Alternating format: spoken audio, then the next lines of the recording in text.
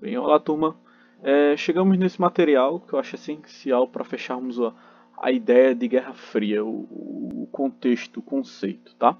Antes aqui uma ressalva. Muito se fala, quando se explica o termo Guerra Fria, de que foi um período sem conflitos entre as potências. Ok. Na aula de hoje vocês vão ver que durante a Guerra Fria existiram diversos conflitos pelo mundo e muitos desses conflitos estavam ligados ali aos princípios do capitalismo defendido pelos Estados Unidos e o socialismo, ou melhor, o comunismo soviético ali também. Então, nós tínhamos conflitos que se engendravam por uma parte ou por outra dentro desses princípios ali, dentro de ações desses países, como posso colocar para vocês aqui, essas potências mundiais, tá? Então a gente já inicia falando sobre a questão da Palestina. Bem, como vocês sabem, até hoje existem conflitos na Palestina, é uma situação complicada. E o que é que acontece? Como é que se engendrou? Como é que isso foi se formando? Primeiro, a Palestina fazia parte do Império Turco-Otomano. Então, com o final da Primeira Guerra, os britânicos meio que tomaram conta daquele espaço, entendem? Então, com o desenvolver das coisas, os árabes eles conseguiram negociar com os britânicos a construção de um espaço independente. Só que, por volta ali da mesma época do século XX, das primeiras décadas do século XX, o movimento sionista ele começa a ganhar muita força. O que seria esse movimento sionista? Consiste, tá, na construção de um Estado judaico, de uma pátria judaica, porque os judeus estavam espalhados pelo mundo e na Europa, no caso da Europa, o antissemitismo, a perseguição a esses grupos estava cada vez crescendo. Então, muitos judeus, dentro desse argumento de construção de uma pátria judaica, voltaram para a Palestina, que no passado, nos relatos bíblicos ali, era a terra prometida ali dos povos hebreus e tudo mais. Enfim, tem toda uma lógica, tá? Para esses grupos. Isso não foi nada legal, porque os árabes não gostaram e nesse período de 36 a 39, tá? Existiram levantes árabes contra essa chegada desses judeus. Tentando abafar um pouquinho a situação, tentando evitar, os britânicos eles vão estipular uma divisão, vão intervir, tá? Claramente vão intervir, vão armar policiais dos dois lados, tanto do lado judeu quanto do lado árabe, tá? E depois vão estipular uma divisão do território, criar regras, principalmente para controlar essa imigração de judeus que estava aumentando dentro dessa região da Palestina. E aí o tempo passa, se desenvolve, e com o fim da Segunda Guerra Mundial e com a visão do mundo sobre o Holocausto, né, com a perseguição de judeus, o movimento sionista ele vai ganhar mais força ainda. Essa ideia de uma construção de uma pátria judaica vai crescer mais ainda. Então, em 47, a ONU vai declarar que a região da Palestina seria dividida ali em dois estados independentes, um judeu e outro árabe, tá? Da região da Palestina. Outra vez os árabes não aceitam, tá? E vão começar a existir ataques aos judeus, realizados geralmente por grupos fundamentalistas. Numa explicação muito simples, professor, o que é fundamentalismo, tá?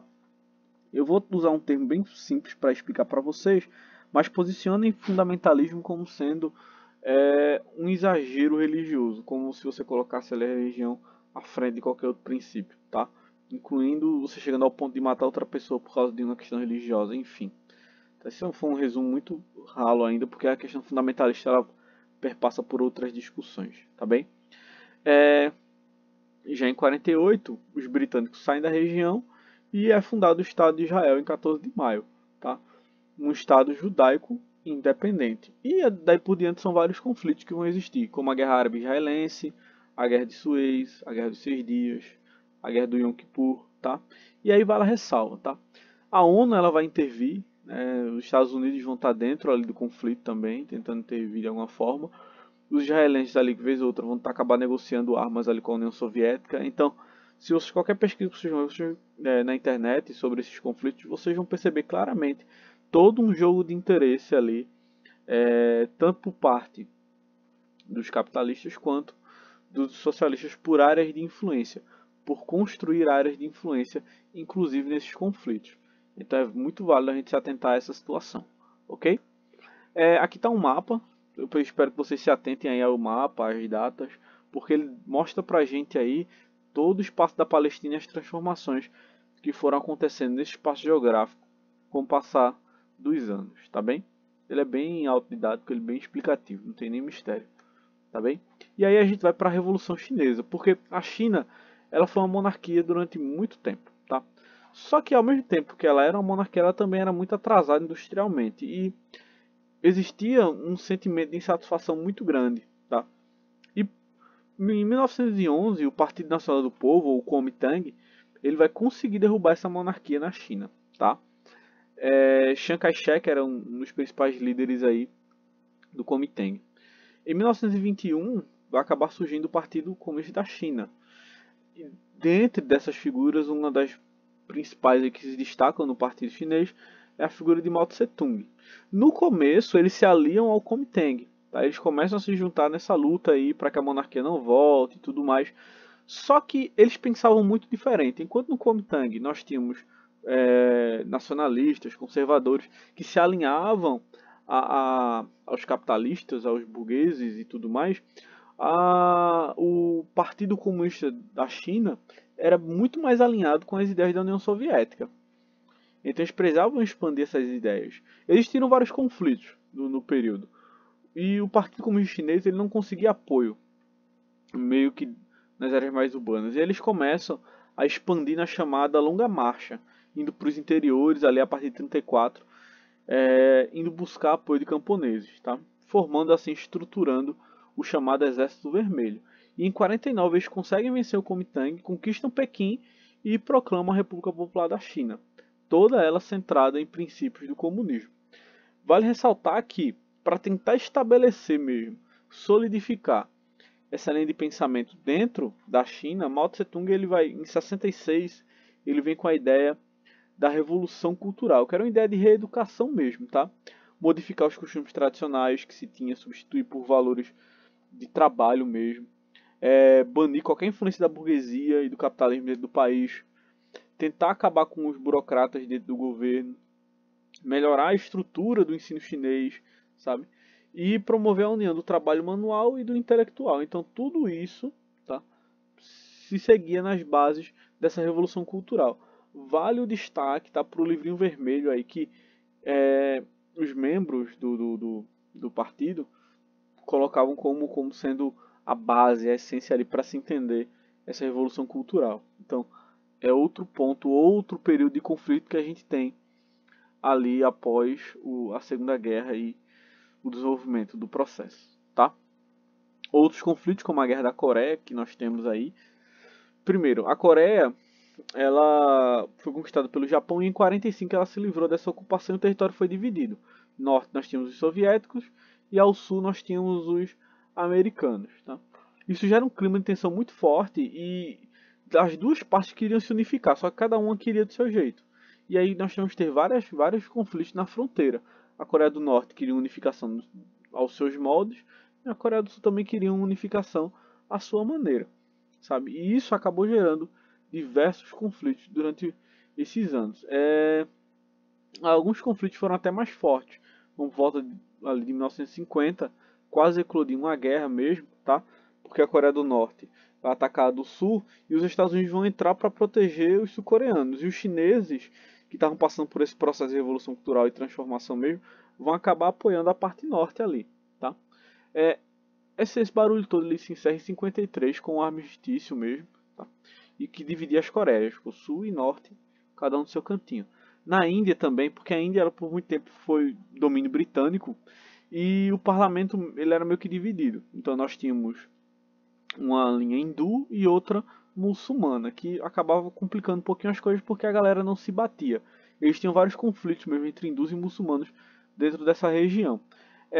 Se destaca nesse período a figura de Mahatma Gandhi, que conseguiu mesmo lutar por essa independência na Índia, tá bem? Através de protestos e a ideia dele de desobediência civil, sabe?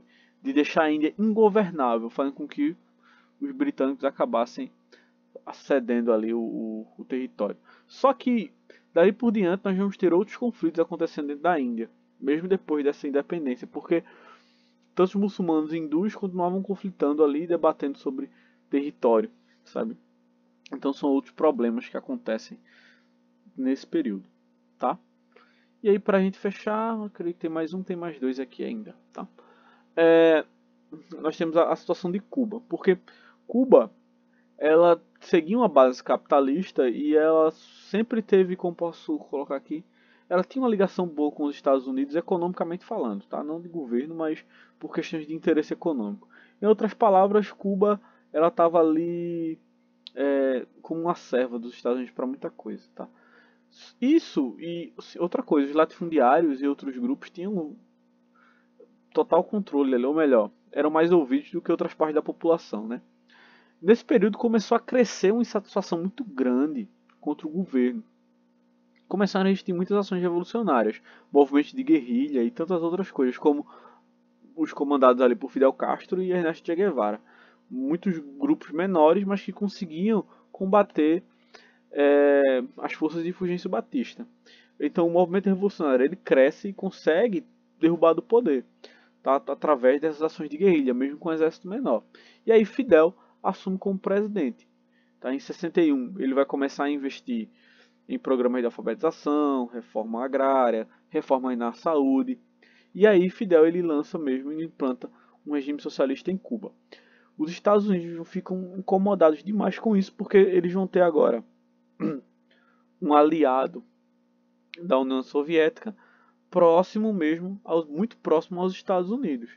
Então os Estados Unidos, como uma forma de castigo, colocamos assim, eles declaram um bloqueio econômico. Então Cuba intensifica as relações com a União Soviética. Nesse período, a União Soviética decide criar uma base militar na região de Cuba.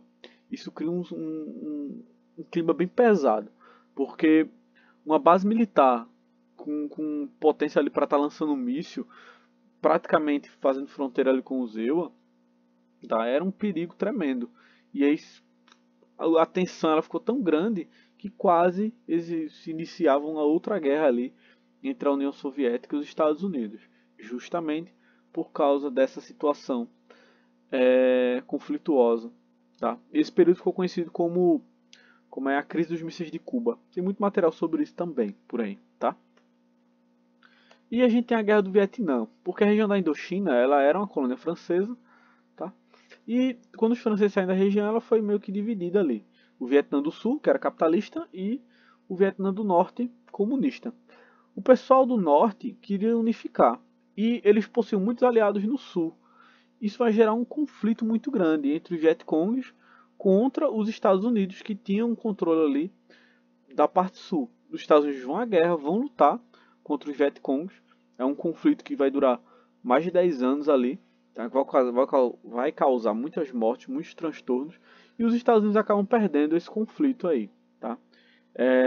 Que só gerou destruição e muitas perdas em diferentes sentidos, tá, pessoal? Então a gente fecha esse material, deixa essa atividadezinha para vocês, uma questão só. É um conteúdo que ele carece de tempo, porque as discussões elas são bem maiores. 10 minutos, mesmo que a gente usa para esse vídeo, é mais para a gente ver por cima, porque na realidade esse material ele carece mesmo de uma análise mais aprofundada, em todos os pontos. Tá? Mas eu agradeço a atenção, muito obrigado e até a próxima. Valeu!